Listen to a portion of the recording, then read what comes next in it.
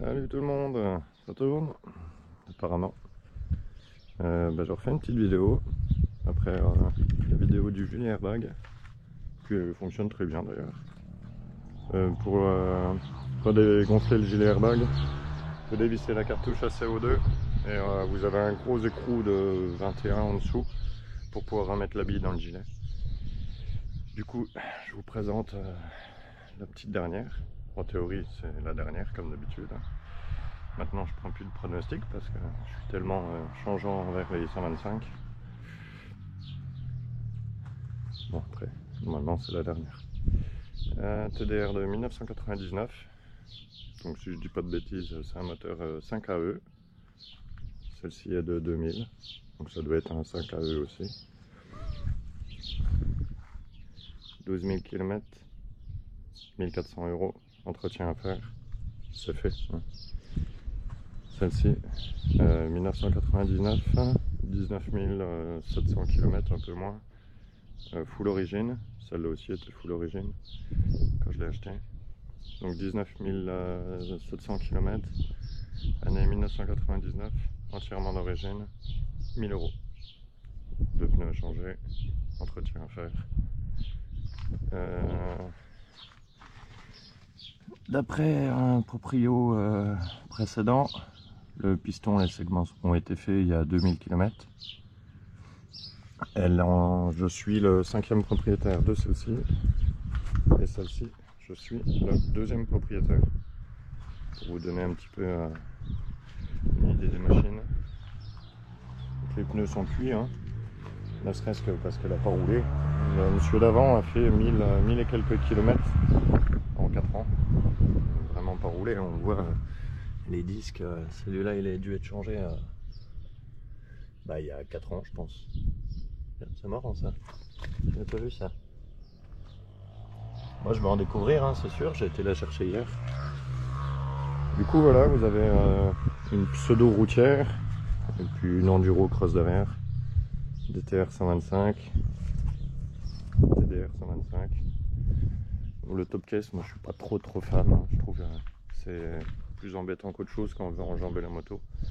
Par contre oui, effectivement c'est pratique, tu vois. Et comme ça, c'est pas beau mais c'est pratique. Du coup voilà, j'ai les clés, j'ai les doubles.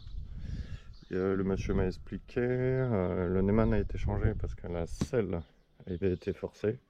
Du coup la selle a été changée, il a changé le barillet là, le barillet du Neumann. Mais pour la selle, j'ai une clé différente qui doit être, je ne sais pas laquelle. Certainement celle-ci peut-être. Non, ça c'est le top case. La rouge c'est le top case. La jaune c'est le cadenas U. C'est peut-être celle-là, je verrai bien. Je n'ai pas encore ouvert la selle. Elle démarre sans souci, à froid comme à chaud. Petit bruit moteur par contre à voir.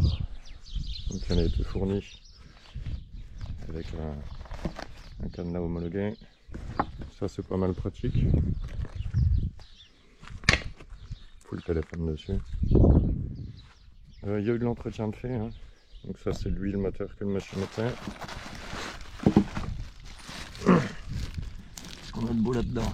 Il y a le Neumann d'origine, le bouchon d'origine, les deux poignées, ça c'est cool que le monsieur les ait gardés. Pour supprimer le porte-bagages. Bah tiens, un gicleur. Certainement qu'il devait être bouché. Elle monte à 100, 110. 110 sur voie rapide, ça le fait. Après voilà, j'aime pas être tout le temps à fond, hein, 2 temps, voilà, ça aime bien réguler. Du coup voilà, évidemment il y a un petit peu de... ça a un petit peu terni avec le temps, je sais pas si vous voyez. Bon voilà, franchement le kilométrage, ça reste correct. Il y aura une petite purge à faire, mais bon ça va, il est pas des plus dégueulasses. Du coup, le moteur, je ne sais pas si je vous l'ai montré, il y a quelqu'un qui a rajouté un filtre à essence, c'est une bonne idée. Juste que la durite commence à craquer ici, du coup je vais la changer. Soit je la change, soit je la coupe. Moi j'aime bien mettre des transparentes. Les joints ont quand même l'air vachement récent sur le moteur. Je pense que l'histoire du piston, c'était pas déconnant. Sur ce coup-ci, vous voyez là derrière on voit bien, c'est écrit 5AE sur la plaque. au fond là-bas. Et de toute façon, sur le numéro ici, c'est pareil, c'est une 5AE. Ouais, après voilà, ça marche un petit peu moins bien que le 4FU d'origine. Mais voilà, c'est à peine perceptible.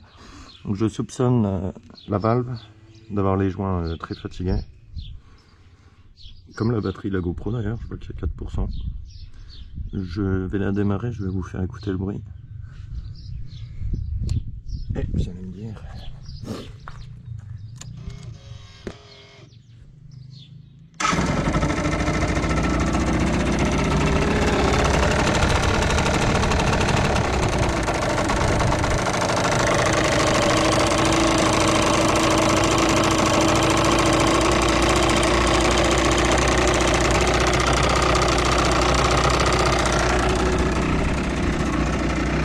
le bruit des deux côtés, je sais pas, parce qu'avec la GoPro...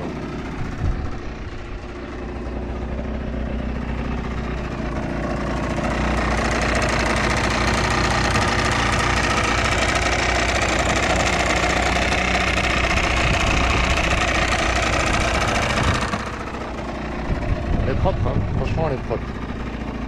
Bon, pour l'instant elle fume pas, elle va se mettre à fumer un petit peu le temps qu'elle chauffe, mais bon voilà. Celle-là elle fume 2 fois plus à côté, parce que je mets une huile de merde. C'est de ma faute. La vignette d'assurance, ouais, c'est cool de l'avoir mis là, mais bon. Elle est encore assurée.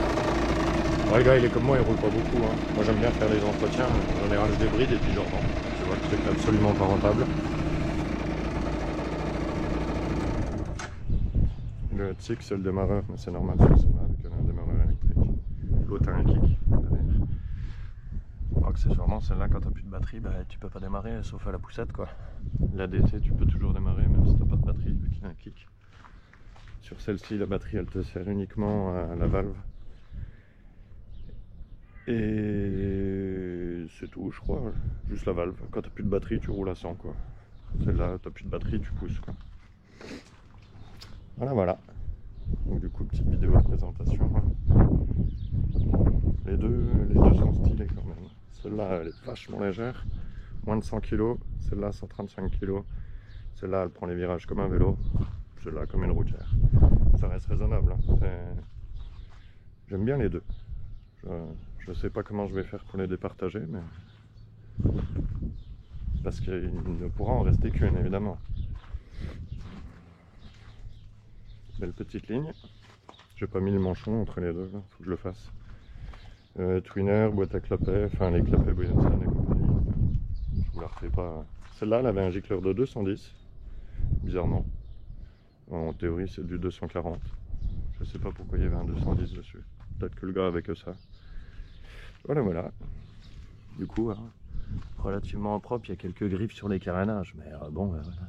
Tu mets pas une housse en plastique quand tu montes sur la moto non plus. C'est pareil, ça c'est les petites griffes avec les genoux.